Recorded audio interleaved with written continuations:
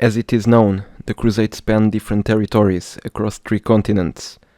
Some of the main geographical areas that captured the interest of many to their conquest or reconquest were Palestine, Egypt, territories around the Baltic Sea, and the Iberian Peninsula. Usually, the knights who embarked on these quests limited themselves to one of those locations, but some ventured to several of them. One of those men was a Portuguese Templar, who went by the name of Gualdim Pais.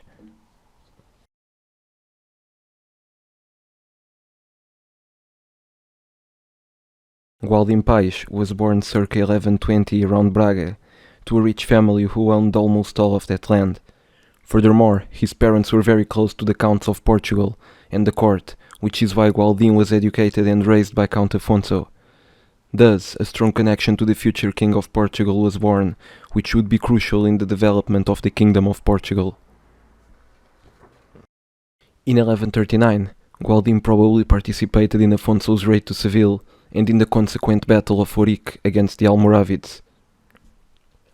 For several years, Gualdim would serve the Count and after 1143, King. But around 1145, he joined the Templar Order. For 4 years he fought in Portugal, probably having participated in the conquests of Santarém and Lisbon. In 1150, Gualdim departed to Palestine, where he would fight for half a decade.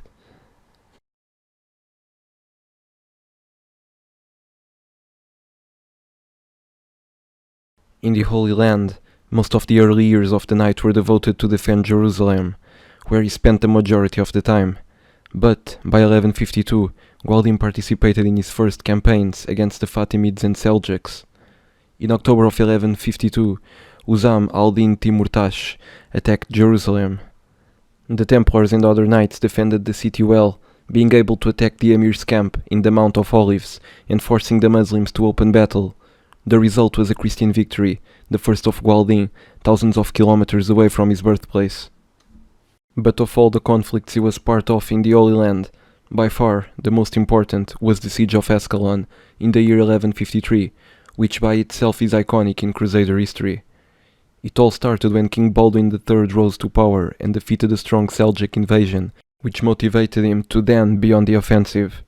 He decided to conquer Ascalon, for it was of extreme importance in protecting Jerusalem's southern flank.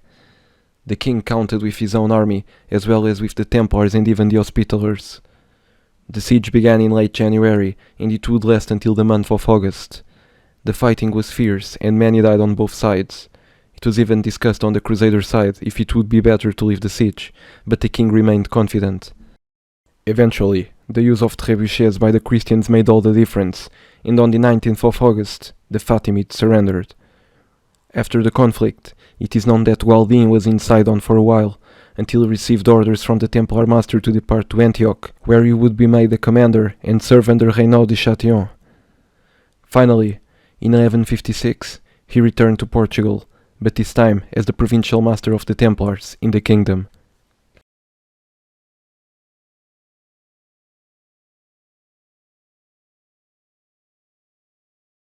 As soon as the master arrived back to his kingdom, King Afonso donated lands to his old friend.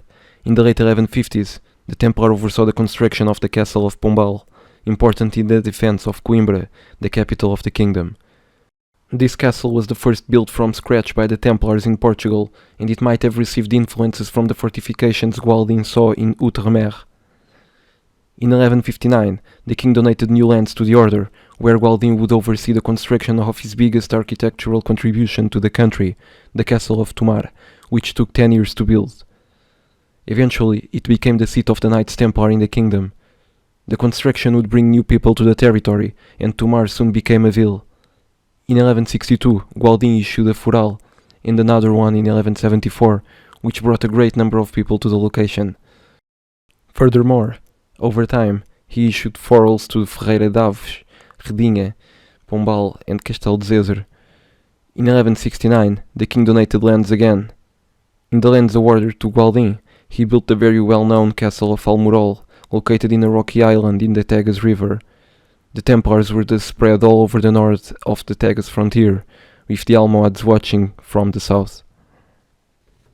For his proximity with the king, it is thought he was part of the conquest of Alcácer in 1160, the campaign to Galicia in 1165, the Siege of Badajoz in 1169, the raid to Seville in 1178, and the campaign to Ciudad Rodrigo in 1179, as well as the conquest of Silves already under King Sancho in the year 1189. Despite all of the action he had already experienced in his life, one of the biggest challenges was yet to arrive.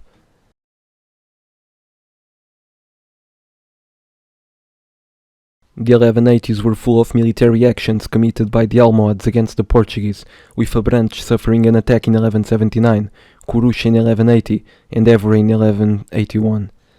But the strongest offensive launched by the Amazigh happened in 1184 against many territories in the Tagus Valley, which would end with the death of the Almohad Caliph caused by a arrow that hit him in the Siege of Santarém. As it was already mentioned, in 1189 King Sancho conquered Silves, which was located deep into Almohad territory. By doing this, he angered the Caliph Abu Yaqub Yusuf al-Mansur, who invaded the Kingdom of Portugal in 1190, raiding Santarém and taking possession of Torres Novas. On the 5th of July he arrived in Tomar, where he sieged the Templar castle. The already 70-year-old Gualdim was determined to defend it. The Almohads ended up retreating on the 11th of July. In the same month, the Berber dynasty withdrew from Portuguese territory. The victory was of extreme importance for the Templars in Portugal, because the new king, Sancho, hadn't favored them like his father, which now changed given the fact that they successfully defended Tomar and the kingdom as a whole. 5 years later, in 1195, with an age that almost reached 80, the master died in the city he helped to build, Tomar. Gualdim was buried in the church of Santa Maria do Olival, which became the pantheon for the provincial leaders of the Templar order in Portugal. Lisbon, Antioch, Ascalon, Silves, Gualdim Pais was in all of those conquests, and many others. He served legendary figures in the history of the Middle Ages like Afonso I or Renaud de Chatillon, built the city from scratch, and defeated the great Almohad Caliphate, severely outnumbered. To this day, he remains one of the most astonishing knights in the history of Europe.